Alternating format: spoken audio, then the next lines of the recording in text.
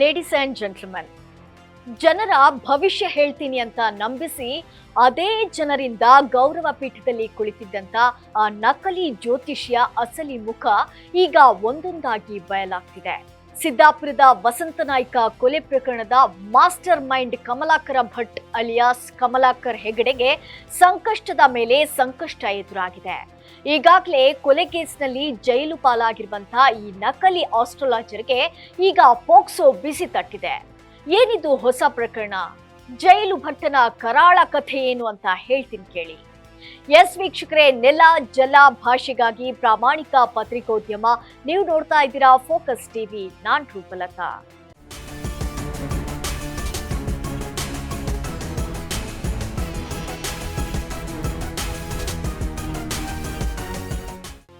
ವಿವಾದಿತ ನಕಲಿ ಜ್ಯೋತಿಷಿ ಕಮಲಾಕರ್ ಭಟ್ ವಿರುದ್ಧ ಉತ್ತರ ಕನ್ನಡ ಜಿಲ್ಲೆಯ ಸಿದ್ದಾಪುರ ಪೊಲೀಸ್ ಠಾಣೆಯಲ್ಲಿ ಮತ್ತೊಂದು ಪ್ರಕರಣ ದಾಖಲಾಗಿದೆ.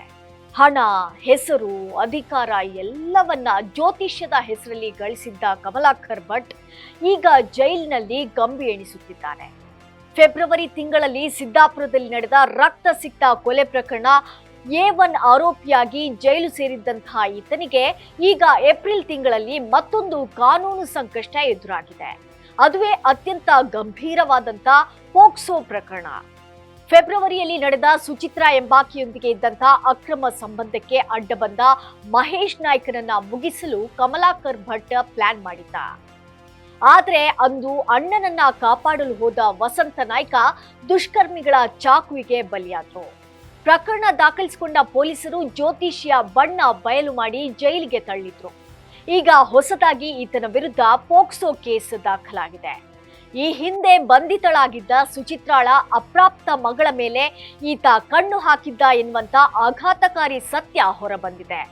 ಬಾಲಕಿಯ ಮೇಲೆ ಲೈಂಗಿಕ ದೌರ್ಜನ್ಯ ಎಸಗಿದಂತ ಆರೋಪದ ಅಡಿಯಲ್ಲಿ ಸಿದ್ದಾಪುರ ಪೊಲೀಸರು ಪ್ರಕರಣ ದಾಖಲಿಸಿಕೊಂಡಿದ್ದಾರೆ. ಕೊಲೆ ಕೇಸ್ನಲ್ಲಿ ಜಾಮೀನು ಸಿಗಬಹುದು ಅಂದುಕೊಂಡಿದ್ದ ಜ್ಯೋತಿಷಿಗೆ ಈಗ ಪೋಕ್ಸೋ ಪ್ರಕರಣ ದೊಡ್ಡದಾಗಿ ಪರಿಣಮಿಸಿದೆ. ಅಷ್ಟೇ ಅಲ್ಲ, ಈತನ ಜ್ಯೋತಿಷ್ಯದ ಪದವಿಯೇ ಒಂದು ದೊಡ್ಡ ಹಗರಣ. ಕೋಲ್ಕತ್ತಾದ ಅಸ್ತಿತ್ವದಲ್ಲೇ ಇಲ್ಲದಂತ ಯೂನಿವರ್ಸಿಟಿಯಿಂದ ಕೋರ್ಸ್ ಮಾಡಿ ಡಾಕ್ಟರೇಟ್ ಕೂಡ ಪಡೆದಿದ್ದ ಈತ ಎಲ್ಲರನ್ನೂ ಮಂಕುಬೂದಿ ಎರಚಿ ವಂಚಿಸುತ್ತಿದ್ದ ಎಂಬುದು ತನಿಖೆಯಲ್ಲಿ ಸಾಬೀತಾಗಿದೆ.